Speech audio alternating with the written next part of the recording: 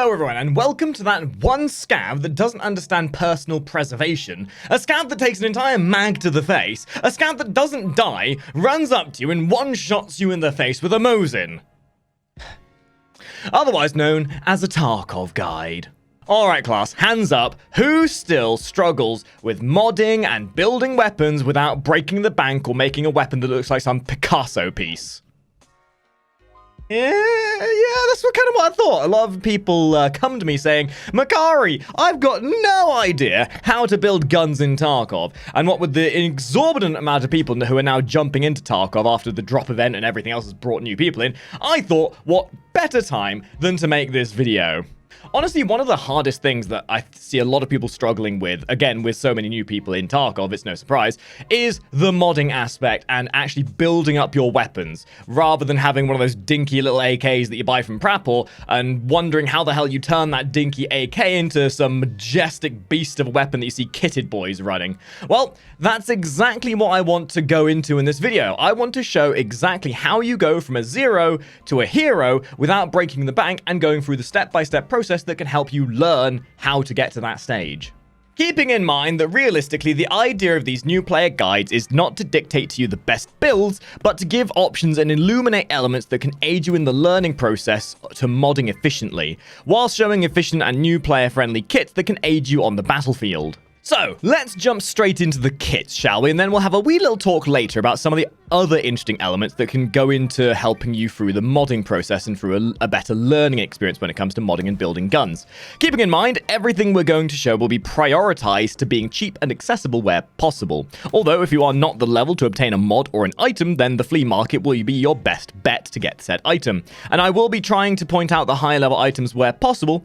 And something to keep in mind is that if you are not able to obtain the item from the flea market, maybe you're too low level to actually use it, or anything of that nature, a lot of the time, just any alternative that will fit a spot is going to be better than using the base stock item. So do keep that in mind as we go into this video. Like with our Warframe videos, I'm going to leave this disclaimer here for you. Use your initiative. Let your builds be dictated by you. Experiment, innovate, and fiddle with things. Giggity. Don't take other people's builds as gospel. The best part about Tarkov, much like modding in Warframe, is being able to mold builds to your standard. All I'm showing you is what I think would do well with the initial on-take to have a better learning experience. Before we do properly start though, it is worth noting that the stats weapons have can be a bit complicated. To make things simpler, the only thing you are going to want to worry about in the early game is ergonomics and recoil. I'm probably going to end up making an entire video about the stats of weapons and how they correspond to affecting your gunplay, but worry not, as worrying about any of the other stats really shouldn't be of any concern for the sake of a learning experience in the initial on-take. This is going to be the idea of simplifying things as much as possible, so we'll only be looking at the stats that you actually should really be worrying about in the early stage of Tarkov. Ergonomics determines the speed in which you manipulate your gun, whether that be lifting into your arms, ADSing or aiming down sights, and the way you just handle your gun around your body. The higher the number of the ergo, the quicker you handle your gun. The lower, the slower. And I'm a poet and I didn't even know it. Recoil is kind of self-explanatory, but unlike ergo, you want recoil to be as low as possible.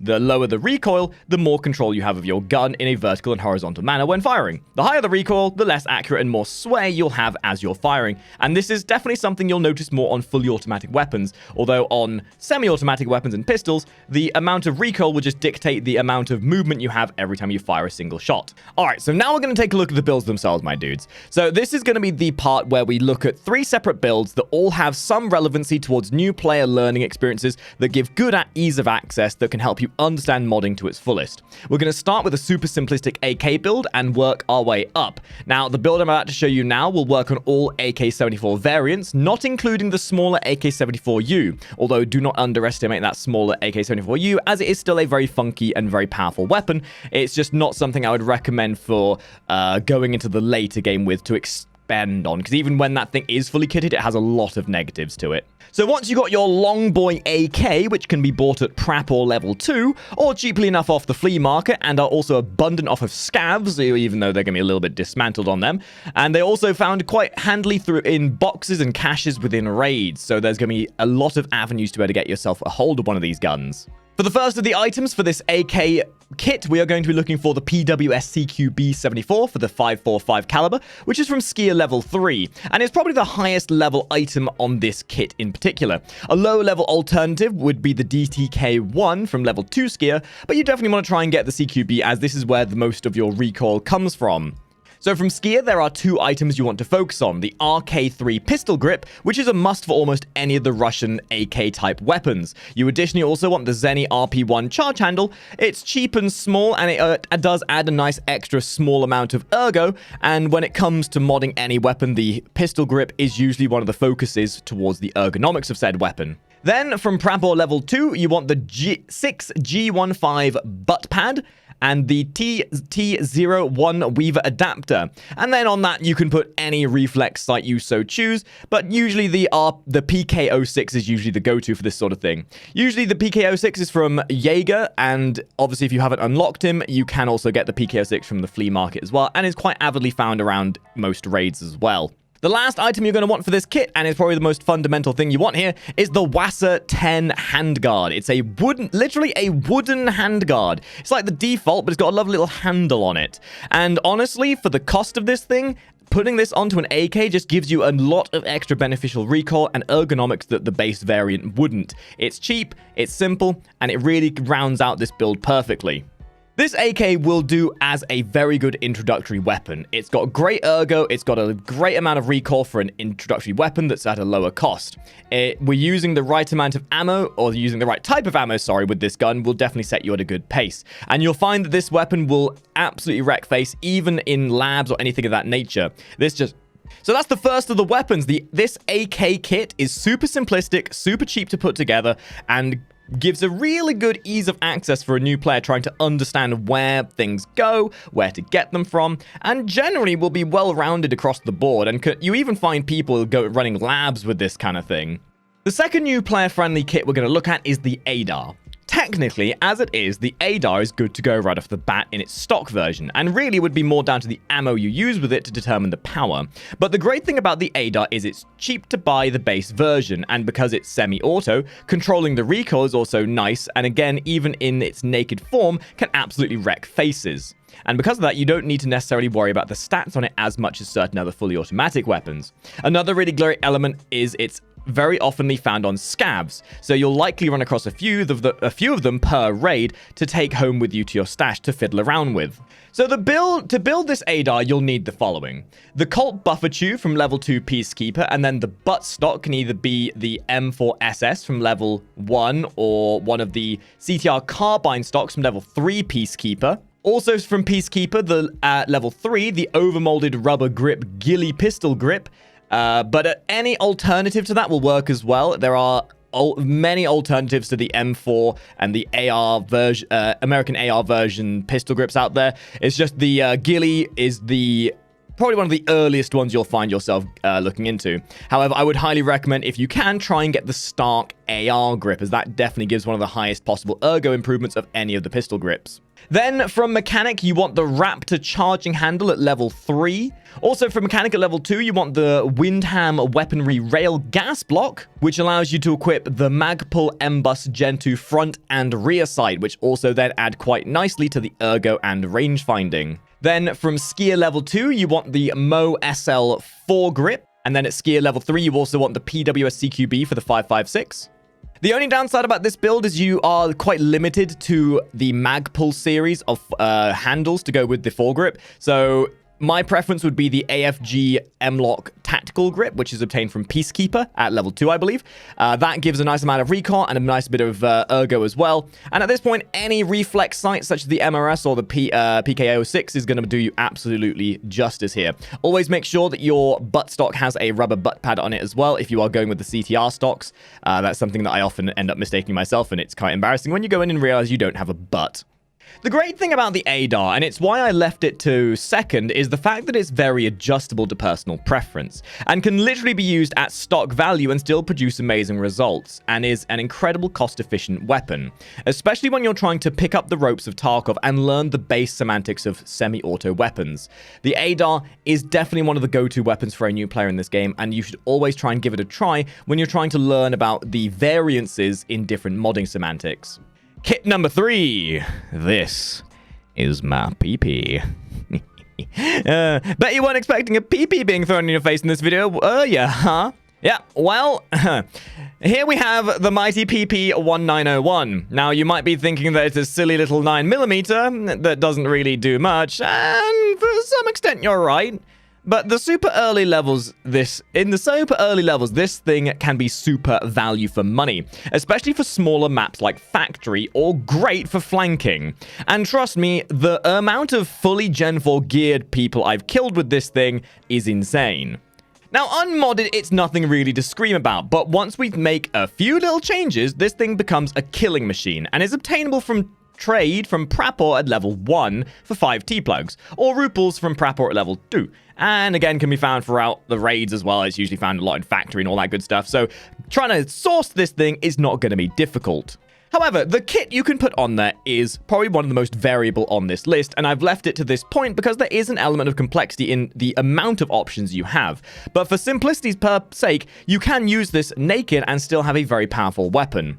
To kit this thing out, you will need, the main thing is you want right off the bat is Prapor level 2 and the Izumensch Vityaz SN receiver color to get the optic closer to your face, which is this lovely thing here. To that, you can then equip a PK06 or any optic that fits into that slot, and it then means it's going to be better than having on the foregrip. Then, much like the other AK variants, you want the RK3 pistol grip from Skier level 2. Admittedly, any other pistol grip is still going to do you just as much justice. Also from Skier, you want the B10M4 handle grip thing that goes on the front, and then attaching to that you can also go to Skier and get any of the RK4 grips to use for the extra ergo and recoil reduction.